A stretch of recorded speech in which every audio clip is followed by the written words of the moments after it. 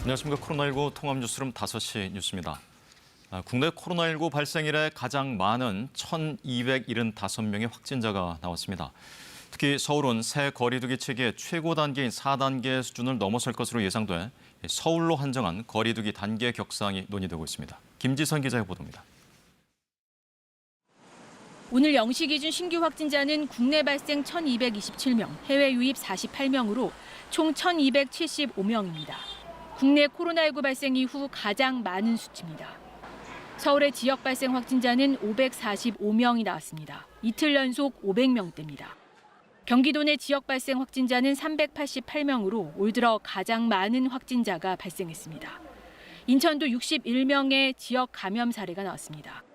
모두가 지친 상황에서 거리두기 완화 신호가 사람들의 접촉을 증가시키고 전파 속도가 빠른 델타 변이 바이러스의 증가가 지금의 유행 급증에 영향을 주었다고 생각을 합니다. 정부는 내일 서울이 거리두기 4단계 기준에 진입하는 첫날이 될 것이라며 서울 단독으로 거리두기를 격상하는 방안도 고려 중이라고 밝혔습니다. 4단계는 새 거리두기의 최고 단계로 오후 6시 이후로는 2명까지만 모일 수 있고 유흥시설은 영업이 중단됩니다. 집회와 행사는 전면 금지되고 결혼식과 장례식에는 친족만 참석할 수 있습니다.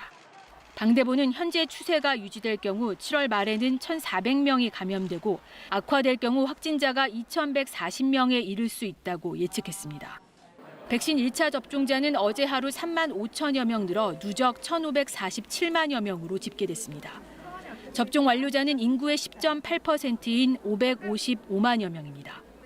오늘부터 모레 오후 6시까지 어린이집, 유치원, 초등 1, 2학년 교직원과 돌봄 인력 등 38만 명에 대한 화이자 백신 접종 예약이 진행 중입니다. 교육부는 2학기 전면 등교를 안정적으로 추진하겠다며 코로나 확산에 따른 여름방학 조기 시행은 학교 자율에 맡긴다고 밝혔습니다. KBS 뉴스 김지선입니다. 한편 경기도의 코로나19 신규 확진자는 392명으로 집계돼 이틀 연속 300명대 확진자를 기록했습니다. 인천에서는 인주초등학교와 관련해 6명이 추가로 확진 판정을 받았습니다. 황진우 기자가 보도합니다. 경기도는 오늘 0시를 기준으로 한 코로나19 신규 확진자가 392명이라고 밝혔습니다. 올해 들어 최다, 지난해 12월 이후 두 번째로 많습니다. 이 가운데 지역 감염 사례가 388명이고 해외 유입 사례가 4명입니다. 하루 전 집계인 367명보다 25명 증가해 이틀 연속 300명대를 기록했습니다. 수원, 성남, 평택에서 30명이 넘었고 고양, 용인, 부천, 남양주, 시흥도 20명 넘는 확진자가 나왔습니다.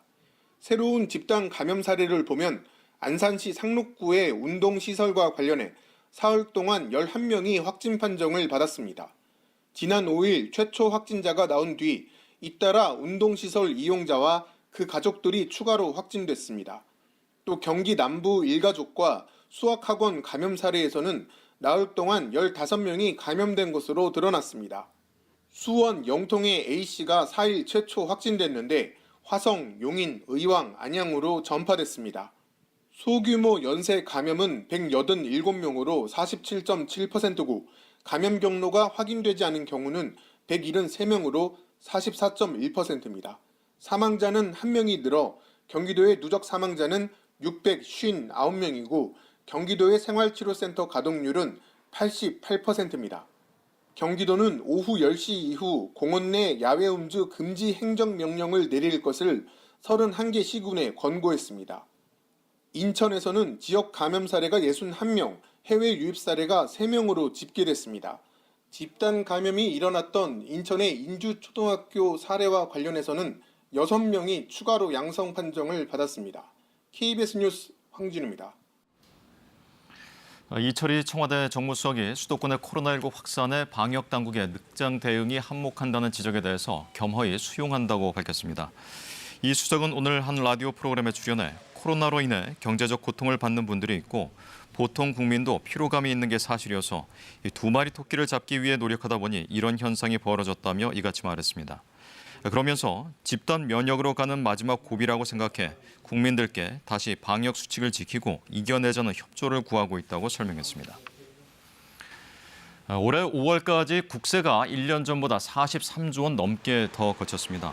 기획재정부는 5월까지 국세 수입이 161조 8천억 원으로 1년 전 같은 기간보다 43조 6천억 원 늘었다고 밝혔습니다. 기재부는 예상보다 빠른 경기 회복으로 법인세와 부가가치세 수입이 크게 늘었고 부동산, 주식시장 등의 호조로 양도소득세, 증권거래세도 더 거쳤다고 설명했습니다. 그 결과 총 수입에서 총 지출을 뺀 통합재정 수지는 적자 폭이 20조 5천억 원으로 1년 전보다 40조 8천억 원 줄었습니다. 한국원자력연구원이 북한의 소행으로 추정되는 해킹 공격에 12일간 노출됐었다고 국정원이 밝혔습니다. 해킹은 이루어졌지만 가장 민감한 정보는 노출되지 않은 것으로 전해졌습니다. 이효영 기자가 보도합니다. 한국원자력연구원이 북한 연계 해킹 조직에 12일 정도 노출됐다고 국정원이 오늘 국회 정보위원회에 보고했습니다. 국회 정보위 간사인 국민의힘 하태경 의원은 기자들을 만나 이렇게 밝히고 12일 정도 해킹이 이루어졌지만 가장 민감한 정보는 누출되지 않았다는 보고를 받았다고 말했습니다.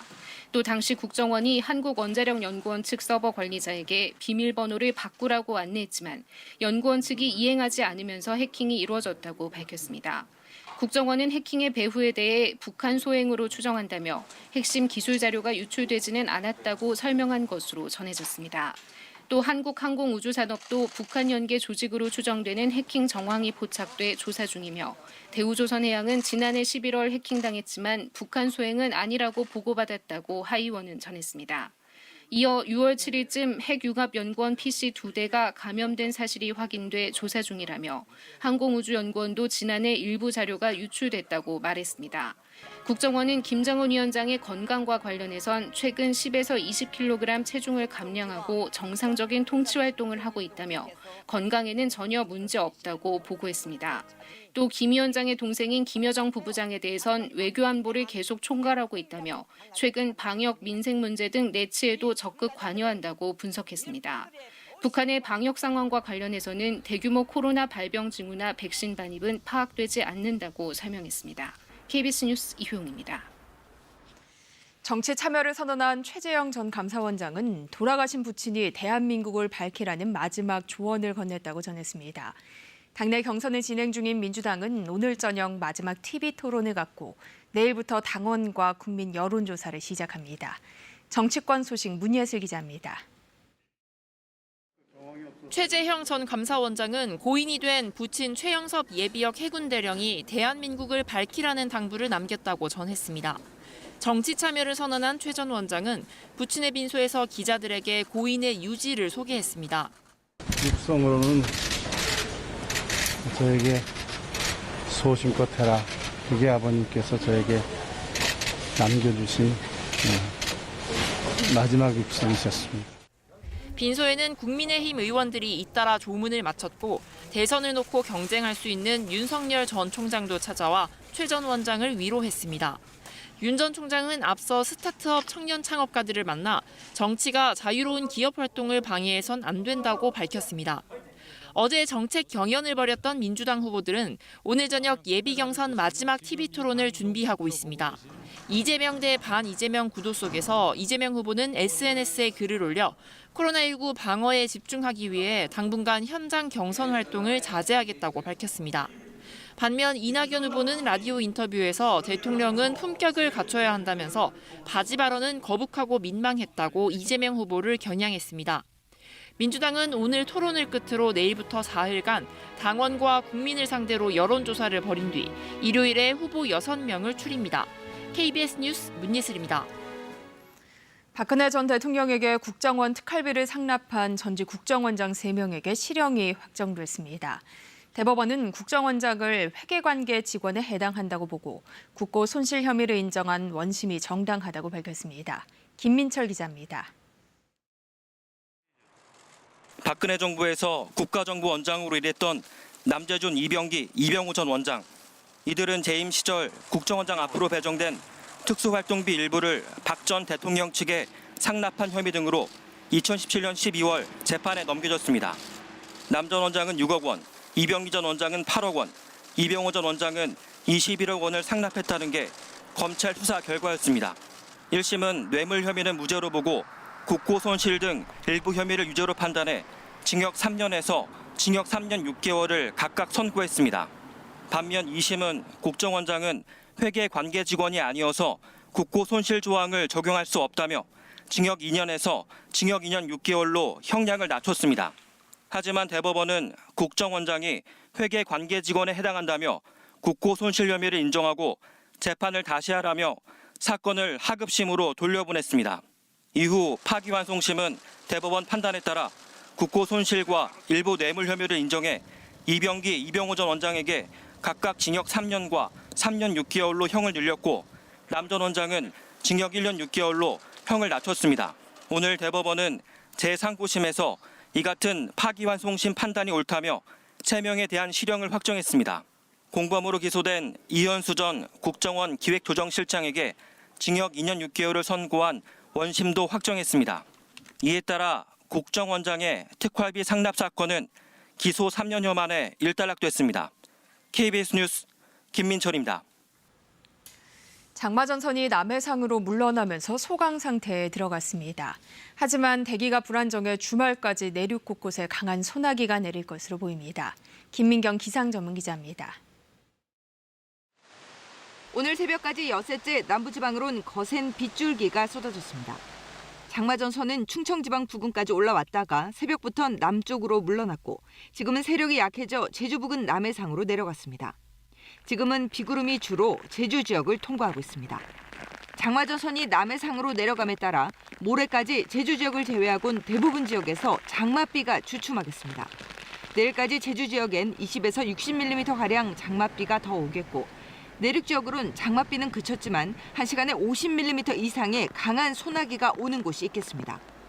이미 많은 비가 내려 지반이 약해진 상태이기 때문에 강한 소나기가 이어질 경우 곧장 침수와 산사태 등 대규모 피해로 이어질 수 있어 지속적인 주의가 필요합니다. 이후 다음 주부터는 한반도 상공으로 더운 공기가 밀려들 것으로 예상돼 폭염과 열대야가 기승을 부릴 것으로 예측됐습니다. 기상청은 이에 따라 다음 주엔 장마전선의 세력이 크게 약해질 것으로 예상되지만 불확실성이 높은 만큼 아직은 이번 장마가 끝났다고 판단하기엔 이르다고 밝혔습니다. KBS 뉴스 김민경입니다. 지난 5일부터 시작된 집중호우와 관련해 오늘 오전 6시까지 3명이 숨지고 845명의 이재민이 발생한 것으로 집계됐습니다. 전남 해남 대흥사에서 관내 주택이 침수돼 1명이 숨졌고 광양에선 산사태로 주택이 매몰돼 1명이, 장흥에선 밭 물고 작업을 하던 1명이 숨졌습니다. 이재민은 전남 진도에서 532명, 해남에서 162명, 장흥에서 74명 등이 발생했는데 아직 88명이 귀가하지 못했습니다. 중앙재난안전대책본부는 이들과 일시 대피한 76명이 마을회관 등 임시시설에 거주하고 있다고 밝혔습니다. 유럽에 이어서 미국에서도 델타 변이 바이러스가 코로나19 대유행의 지배적 바이러스가 됐다고 미국 언론들이 보도했습니다. 미국 질병통제예방센터 조사 결과 코로나19 확진자의 절반 이상이 델타 변이 감염자로 확인됐습니다. 뉴욕에서 한보경 특파원입니다. 미국 질병통제예방센터 CDC 조사 결과 미국 내 코로나19 확진자의 51.7%가 델타 변이 바이러스 감염자로 확인됐습니다. 그동안 확진자가 가장 많았던 알파 변이 감염자는 28.7%로 줄었습니다. 미국 언론들은 델타 변이 감염자가 전체 확진자의 절반을 넘었다며 미국의 지배적 바이러스가 델타 변이로 바뀌었다고 보도했습니다. In today's briefing, we discussed how the Delta variant is already responsible for half of all cases in many parts of this country. It's more easily transmissible, potentially more dangerous. 특히 미주리와 캔자스 등 백신 접종률이 낮은 중부 지역 일대는 델타 변이 비율이 80%를 넘어서면서 비상이 걸렸습니다. 이들 지역을 중심으로 코로나19 확진자 수가 급증하고 있는 상황입니다. Clearly the vaccines that we use in this country do quite well against the Delta variant, particularly with regard to protecting against serious advanced disease requiring hospitalization. 미국 보건당국은 특히 10대에서 20대의 백신 접종률을 끌어올리는 게 시급하다고 강조하고 있습니다. 백신 접종률이 가장 낮은 반면 델타 변이 확산 속도는 빨라서 이들 연령층의 집단 감염 사례가 잇따르고 있어서입니다. 실제로 지난달 텍사스주의 한 교회가 운영한 중고등학생 대상 여름 캠프에서 현재까지 160명 이상이 코로나19 확진 판정을 받았는데 3명에게서 델타 변이 감염이 확인됐고 6명은 백신을 맞고도 걸린 걸로 나타났습니다. Doing investigation, we're asking people to stay home. The church has canceled its service for this week, and so that way people won't be coming together and then potentially spread it even more. 불과 보름 전만 해도 25% 안팎이었던 델타 변이 비중이 결국 50%를 넘어서면서 미국에서도 델타 변이 확산 속도에 대한 우려가 더욱 커지고 있습니다. 다음 달부터 주별로 이뤄지는 각급 학교 개학을 앞두고 청소년층에 대한 백신 접종이 그래서 더 시급해지고 있는 상황입니다. 뉴욕에서 KBS 뉴스 한보경입니다. 지난해 1월 코로나19로 인한 사망자가 처음으로 나온 이후 1년 6개월 만에 400만 명이 코로나19로 숨졌습니다. 세계보건기구 WHO는 변이 바이러스와 백신 불평등으로 죽음의 물결이 일고 있다며 저소득 국가에 대한 백신 공급을 강조했습니다. 베를린에서 김귀수 특파원입니다. 코로나19 세계적 대유행이 여전한 가운데 이로 인한 사망자가 400만 명을 넘어섰습니다. 코로나19 사망자는 지난해 1월 첫 사례 보고 이후 8개월 만인 지난해 9월 100만 명을 돌파했습니다. 올해 1월 초 200만 명을 기록하더니 4월 초인 300만 명, 이달 초 400만 명을 넘어섰습니다. 누적 확진자는 1억 8,500여만 명으로 조만간 2억 명도 돌파할 것으로 보입니다. WHO는 사망자 400만 명은 비극적 이정표라며 실제 사망자 수는 집계된 것보다 더 많을 것이라고 밝혔습니다. 그러면서 변이 바이러스와 백신 불평등으로 매우 많은 국가에서 확진자와 입원 환자의 급격한 증가를 경험하고 있다고 지적했습니다. 거브라예수스 WHO 사무총장은 수백만 명의 보건의료 종사자들이 여전히 백신을 접종하지 않았다는 사실이 혐오스럽다고 개탄했습니다. Some countries with high vaccination coverage are now planning to roll out booster shots in the coming months and are dropping public health social measures. 한편 델타 변이 확산으로 확진자가 폭증하고 있는 영국에선 현지 시간 7일 하루 확진자가 3만 명을 넘어섰습니다. 영국은 오는 19일 실내 마스크 착용 등 대부분의 규제 조치를 해제할 계획인데 이에 따른 대유행 가능성에 대한 경고도 나오고 있습니다. 베를린에서 KBS 뉴스 김기수입니다. 일본군 위안부 피해자를 상징하는 평화의 소녀상을 선보이는 일본의 전시장에 폭죽으로 추정되는 물질이 배달돼 전시 행사가 중단됐다고 오늘 교도통신이 보도했습니다. 이 소녀상 등이 전시되고 있는 아이치현 나고야시 사카의 시민 갤러리에 오늘 오전 우편물이 배달됐고 직원이 개봉하려고 하자 폭죽으로 추정되는 물질이 터졌습니다. 이 부상자는 나오지 않았지만 주최 측은 안전상의 우려를 고려해 행사를 중단한 상태라고 교도통신은 전했습니다. IT 당국이 현지 시간 7일 조브넬 모이즈 대통령을 사저에서 살해한 암살 용의자들을 구금 중이라고 AFP 통신이 보도했습니다. IT 소통부 차관은 자신의 트위터를 통해 대통령 암살 용의자들이 경찰에게 붙잡혔다고 밝혔습니다. IT 소통부 차관은 상세한 사항은 조만간 발표하겠다고 덧붙였습니다. 앞서 클로드 조제프 IT 임시총리는 현지 시간 7일 새벽 1시쯤 수도 포르토 프랭스의 모이즈 대통령 사저에 정체불명의 괴한들이 침입해 대통령을 총으로 살해했다고 발표했습니다. 조제프 총리는 또 고도로 훈련되고 중무장한 이들의 조직적 공격이었다고 말했습니다. 텔레그램 대화방 박사방에서 조주빈과 공모해 성착취물을 만들고 유포한 혐의 등으로 재판에 넘겨진 남경읍이 1심에서 징역 17년을 선고받았습니다. 이로써 박사방 주요 공범들에 대한 1심은 모두 중형 선고로 마무리됐습니다. 이정은 기자입니다.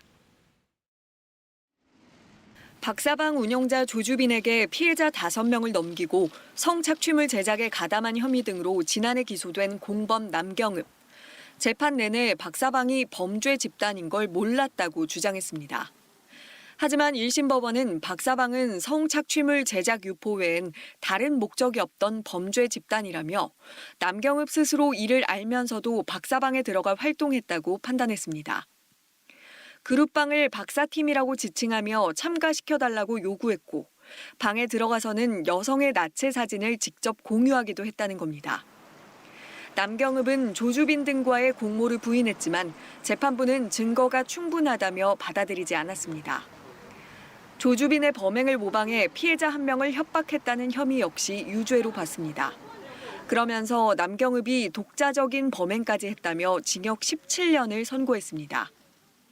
남경읍은 지난 1월 구치소에 여성의 나체 사진을 몰래 들여왔다가 적발됐는데 재판부는 이 점 등에 비춰볼 때 재범 우려가 있다면서 10년간 위치 추적 전자장치 부착도 함께 명령했습니다. 남경읍에 대한 선고를 끝으로 박사방 주요 공범들의 1심 재판은 모두 중형이 선고된 채 마무리됐습니다. KBS 뉴스 이정은입니다. 오늘 새벽 울산 북구의 한 물류 창고에서 불이 나 4시간 반 만에 꺼졌습니다. 조립식 패널 건물로 화재에 취약했지만 현행법상 스프링클러 설치 의무 대상에서 제외돼 화재 사각지대에 놓여 있었습니다. 강예슬 기자입니다. 거센 불길이 치솟고 건물이 뒤덮은 시커먼 연기가 쉴 새 없이 뿜어져 나옵니다. 오늘 새벽 울산 북구의 한 소규모 물류창고에서 불이 났습니다.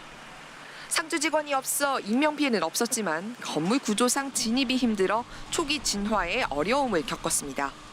물류창고는 여러 물품이 많고 물품을 보관하기 위한 전시대가 좁게 설치되어 있습니다.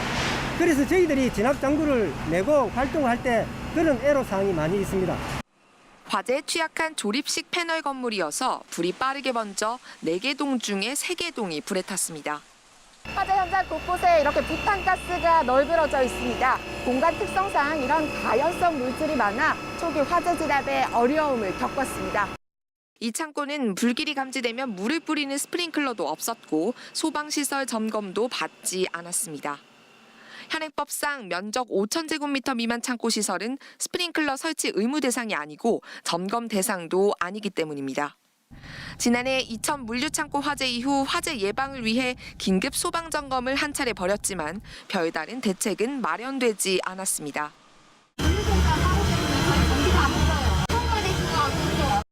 이 같은 소규모 물류창고는 울산 17곳을 포함해 전국적으로 782곳. 지난달 쿠팡 물류센터 화재처럼 불이 나면 큰 피해로 이어질 수 있어 대책 마련이 필요하다는 지적이 나옵니다. KBS 뉴스 강예슬입니다. 민식이법 시행 뒤 어린이 보호구역에서 첫 사망 사고를 낸 운전자에게 법원이 집행유예를 선고했습니다. 범죄가 무겁기는 하지만 유족들과 합의한 점 등을 고려했다고 밝혔습니다. 판결 내용을 박웅 기자가 보도합니다. 전주의 한 어린이 보호구역입니다. 지난해 5월 이곳에선 태어난 지 31개월 된 남자아이가 50대 남성이 몰던 SUV에 치여 숨졌습니다. 엄마는 막 애기 보듬고 막 울고 있었어요. 근데 뭐 머리가 다쳤다고 한다고 막 그러더라고요. 응급차가 와가지고 심폐소생술 하시고. 사고가 난 장소는 유턴이 금지된 구간이었는데 운전자는 불법 유턴을 하다가 도로가에 있던 아이를 발견하지 못해 사고를 냈습니다. 이른바 민식이법 시행 이후 어린이 보호구역에서의 첫 사망 사고였습니다. 운전자는 특정 가중 처벌 등에 관한 법률 위반 혐의로 기소됐고 1심 재판부는 징역 3년에 집행유예 5년을 선고했습니다. 전주지법 재판부는 피고인이 당시 10km 정도의 느린 속도로 주행했다고 주장하지만 사고를 내 사망에 이르게 한 점은 처벌받아야 한다고 판단했습니다. 재판부는 운전자라면 언제나 어린이 보호구역의 존재 여부를 인식하고 있어야 할 의무도 있다고 밝혔습니다. 다만 유족들과 합의하고 유족이 처벌을 원하지 않는 점과 피고인이 교통 관련 법규를 어긴 전력이 없던 점을 판단해 집행유예를 선고했습니다. 지난해 3월 말부터 시행된 민식이법은 어린이 보호구역에서 어린이를 숨지게 한 운전자에게 무기 또는 3년 이상의 징역 등 처벌 수위를 강화했습니다. KBS 뉴스 박웅입니다. 이어서 오늘의 주식 시황을 KB증권에서 전해드립니다. KB증권입니다. 국내 증시가 코로나 사태와 대유행 우려 속에 환율까지 급등하며 저조한 흐름을 보인 하루였습니다. 옵션 만기를 맞아 양시장 모두 외국인이 차익 실현에 나서며 하락 마감했습니다. 오늘 코스피는 32.66포인트 하락한 3,252.68에 코스닥은 12.88포인트 내린 1,034.48에 마감됐습니다. 전일 미국 증시는 기술주를 중심으로 강세를 보인 가운데 나스닥과 S&P 500 지수가 사상 최고치를 경신했습니다. 코스피는 개인이 1조 원 이상 매수했지만 외국인과 기관이 매도에 나서며 하락 마감했습니다. 전일 2분기 깜짝 실적을 기록했음에도 저조한 흐름을 보였던 삼성전자가 이틀 연속 약세를 보였고 HMM이 차익 실현 매물이 쏟아지며 3% 넘게 하락했습니다. 또 현대차는 역대급 판매량에도 불구하고 지속되는 차량용 반도체 부족 리스크로 내림세를 보였습니다. 반면 카카오게임즈가 신작 흥행에 힘입어 주가는 하루 만에 상승 전환하며 코스닥 시총 2위에 올라섰습니다. 오늘 원달러 환율은 6원 90전 오른 1,145원에 거래를 마쳤습니다. 지금까지 KB증권이었습니다. 장마전선이 남쪽으로 잠시 물러난 사이 무더위가 이어지고 있습니다. 지금 지도에 표시된 일부 내륙 지역에서는 폭염특보가 발효 중인 가운데 기온도 높고 또 장마가 남기고 간 습기 때문에 체감 온도도 올라 있는데요. 특히 수도권을 중심으로는 불쾌지수가 80 이상 높은 편입니다. 내일도 날이 후텁지근하겠습니다. 기온이 오늘과 비슷하게 오를 것으로 보입니다. 서울의 기온 29도 등 대부분 지역에서 기온이 30도 안팎까지 오르겠고 습도 때문에 체감 온도는 이들보다 훨씬 높을 것으로 전망됩니다. 이 무더위에 지치지 않도록 컨디션 관리를 잘 하셔야겠습니다. 장마전선은 남쪽 멀리 물러나 있기는 하지만 대기가 불안정해 소나기 구름이 또 만들어지고 있습니다. 현재 경남을 중심으로 지도에 붉은색으로 표시되어 있는 강한 비구름이 영향을 주고 있는데요. 호우특보가 발효 중인 가운데 경남 일부 지역에서는 시간당 30mm 안팎의 세찬 소나기가 쏟아지고 있습니다. 내일은 전국에 구름이 많은 가운데 내륙 곳곳에서는 소나기가 또 내릴 것으로 보입니다. 특히 오늘 밤부터 내일 아침 사이에 국지적으로 세찬 소나기가 쏟아질 수 있는데요. 이 때문에 지역에 따라 강수량 차이가 크게 나겠습니다. 전국적으로 5에서 60mm가량의 강수량이 예상되는 가운데 경기 동부, 강원 영서, 전남 동부 해안, 경남 서부에서는 많게는 80mm 이상의 강수량을 기록하는 것으로 보입니다. 또 비가 내리는 동안 벼락과 돌풍이 동반하면서 요란한 날씨가 이어지겠습니다. 안전사고에 유의하셔야겠습니다. 제주도는 장마전선의 영향으로 모레까지 비가 내리겠습니다. 예상 강수량 20에서 60mm 정도입니다. 내일 아침 기온입니다. 서울과 청주 23도, 대구 22도, 광주 23도 등으로 오늘보다는 조금 낮겠습니다. 하지만 밤사이 기온이 더디게 떨어지면서 곳에 따라서는 열대야 현상이 나타나는 곳도 있겠습니다. 내일 낮 최고 기온은 서울이 29도, 청주와 대구 31도, 광주 30도 등으로 오늘과 비슷하거나 조금 높겠습니다. 바다의 물결은 제주 먼바다에서 최고 2.5m로 다소 높게 일겠습니다. 앞서 말씀드린 것처럼 제주도는 주말까지 비가 내리겠고 그 밖에 전국으로도 소나기가 내리겠습니다. 다음 주 월요일부터는 본격적인 폭염이 몰려오겠습니다. 날씨였습니다.